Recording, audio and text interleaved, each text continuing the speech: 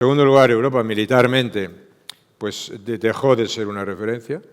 Europa descansó de sus responsabilidades militares, por decirlo de esa manera, y las puso en manos de los Estados Unidos de América, y eso es esencialmente, fundamentalmente, la OTAN. Ahora, cuando los rusos agobian a Europa y cuando un presidente americano pues, tiene un entusiasmo perfectamente descriptible por los compromisos europeos y por los compromisos internacionales de los Estados Unidos, pues entonces entran una angustia europea en la necesidad de que Europa debe hacer muchas cosas en defensa, debe hacer muchas cosas en seguridad, pero eso requiere no solamente una visión a largo plazo, sino requiere unas políticas a largo plazo que todavía no se están poniendo en marcha, ¿no? Tercero, económicamente, Europa en los últimos 15 años ha pasado de representar el 23% del Producto Interno Bruto del mundo a presentar el 15% del Producto Interno Bruto del mundo. Es decir, la influencia económica de Europa, a pesar de ser un grandísimo mercado y de ser un mercado muy poderoso y muy atractivo, pues es muy relativa, ¿no? Tecnológicamente, que es uno de los problemas más graves que teníamos, nosotros, el mundo y las circunstancias de los mundos cambian fundamentalmente cuando se produce una gran revolución tecnológica. La gran revolución tecnológica que se está produciendo ahora no tiene parangón en la historia de la humanidad, va a aumentarse de una manera determinante como por el desarrollo de la inteligencia artificial. El problema de los europeos es que no estamos participando en esa carrera. Es una carrera circunscrita fundamentalmente a los Estados Unidos y a China. Y, por lo tanto, desde el punto de vista de lo que significa potencia y presencia europea, es muy relativo, ¿no? Y desde el punto de vista de la presencia cultural europea, Europa era un foco de visión, de transmisión de lo que significaban los valores propios de nuestro mundo occidental, en los cuales nosotros hemos sido creadores, los europeos, en muchos casos, y tenemos una gran responsabilidad histórica en eso, ¿no? En este momento, la confusión que existe en Europa es lo suficientemente grande para que no se pueda mirar Europa sin generar unas grandes dosis de confusión, ¿no? Por lo tanto, nuestra situación es una situación delicada. Es verdad que es comparativamente, dice usted, está Estados Unidos, está China y luego, pues evidentemente, Europa forma todavía una parte muy importante. Pero si usted mira en términos de influencia, pues en términos de influencia, la influencia de Europa es absolutamente, por desgracia, declinante. Y por eso las voces que se alzan en torno a una recuperación del vigor europeo, pues son unas voces que están muy puestas en razón, porque es muy necesario, ¿no? Luego, los europeos nos podemos quejar de las circunstancias coyunturales, pero no nos podemos quejar de nuestras responsabilidades. O sea, el presidente Trump no tiene la culpa de que los europeos paguemos 4 veces más caro la energía que se paga en Estados Unidos.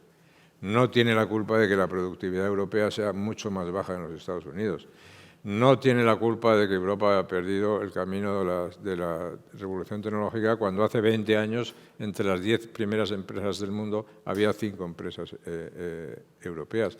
No tiene la culpa de que Europa esté desarmada e indefensa frente a los ataques que pueda tener, ¿no? Es decir, puede tener responsabilidades en muchos casos. Por ejemplo, en establecer aranceles o en establecer tarifas o en ir con políticas contra el libre comercio que yo, desde luego, no comparto ni amparo, ¿no? Pero esa es la situación europea y es una situación muy preocupante. Los aliados del Asia se queda un poco perplejo, ¿no? Porque dice, ¿cuál es mi aliado? Corea del Sur, tarifas. ¿Cuál es mi aliado? Japón, más tarifas. ¿Cuál es mi aliado? Filipinas, más tarifas. Bueno, y así sucesivamente. Y al final dice, ¿cuál me conviene que sea cada vez más mi aliado? La India, más tarifas todavía. Bueno, pues claro, al final esas cosas son difíciles de entender.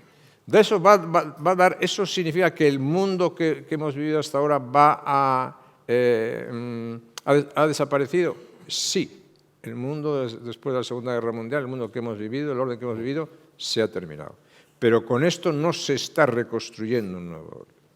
Lo que se está es, digamos, arañando en cosas cuyo destino efectivamente no está claro.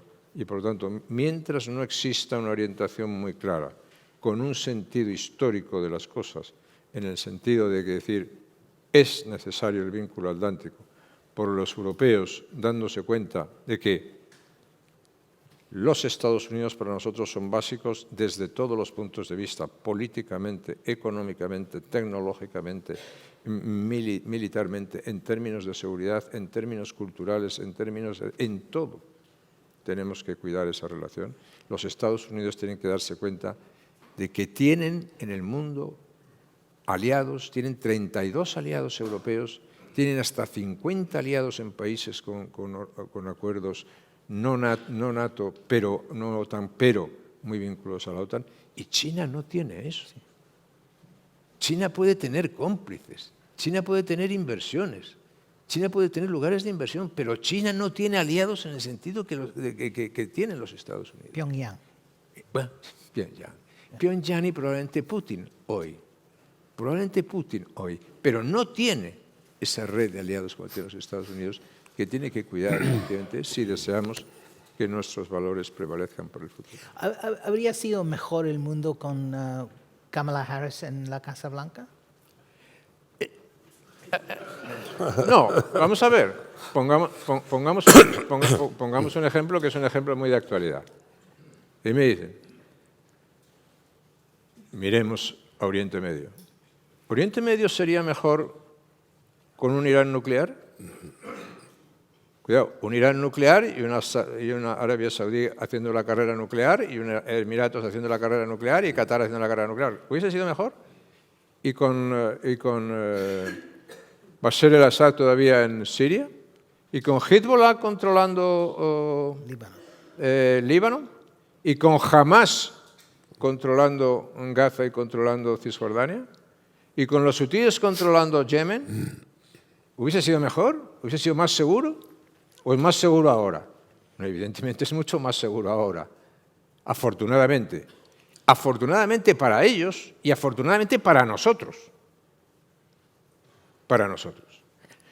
Yo digo, nosotros los occidentales tenemos que ver muy bien. Nosotros nos jugamos mucho en Ucrania, porque más vale que Ucrania no caiga.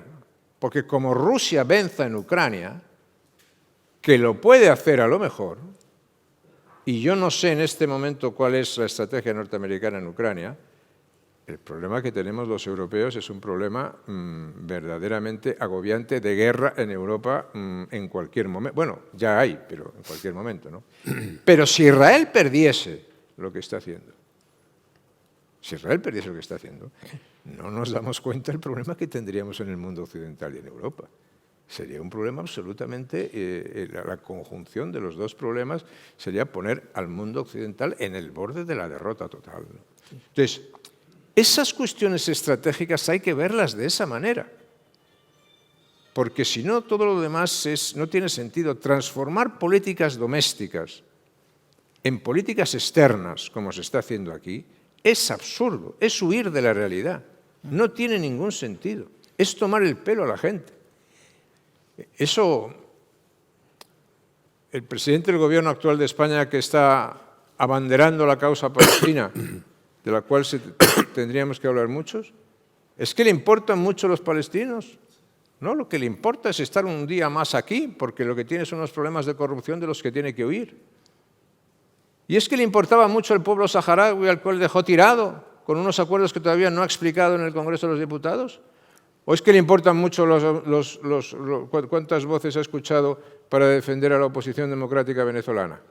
A la que no defenderá nunca, porque no puede explicar los negocios que hay en Venezuela de la gente que le vincula con él. Entonces, la política exterior no puede ser eso. Tiene que ser el análisis estratégico de lo que conviene al país y de lo que conviene al mundo en el cual perteneces, ¿no? A mí me gustaría que hubiese una cierta posibilidad de predictibilidad y certeza, ¿no? Yo creo que dentro de poco en esta casa, mañana yo creo que se va a presentar una biografía de Raymond Aron. Raymond Aron decía una cosa muy buena, ¿no? Decía una cosa, aquí lo importante no es ser optimista o pesimista, lo importante es la lucidez y ser lúcido y por lo tanto tener una visión de la historia, tener una visión de las cosas, ¿no? ¿Qué es lo que va a hacer la administración americana en Venezuela, por ejemplo? Yo no lo sé, pero espero y deseo que Venezuela pueda haber una democracia pronto. No sé lo que va a hacer.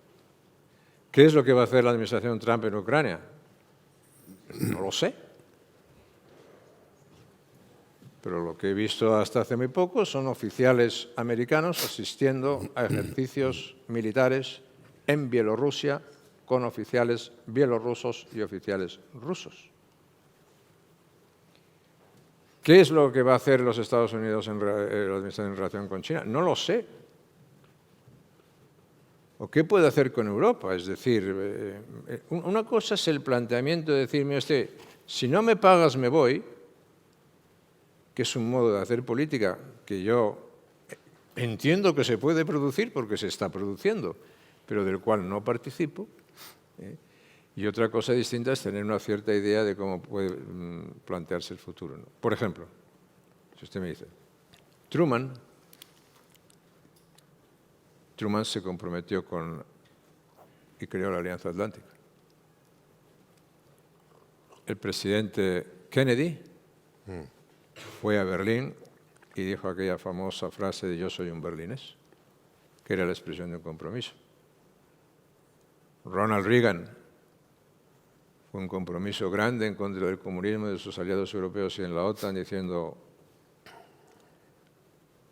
señor Gorbachev, tire abajo este muro. En los tiempos del 11 de septiembre se activó el artículo 5 de la OTAN. Durante años los Estados Unidos y Europa defendieron una zona de libre comercio. Yo incluso he defendido un área atlántica económica, extendible a Hispanoamérica y a otros países. Eso es tener una idea. Desde el punto de vista europeo, Churchill tenía una idea de cuáles eran las relaciones, la tenía.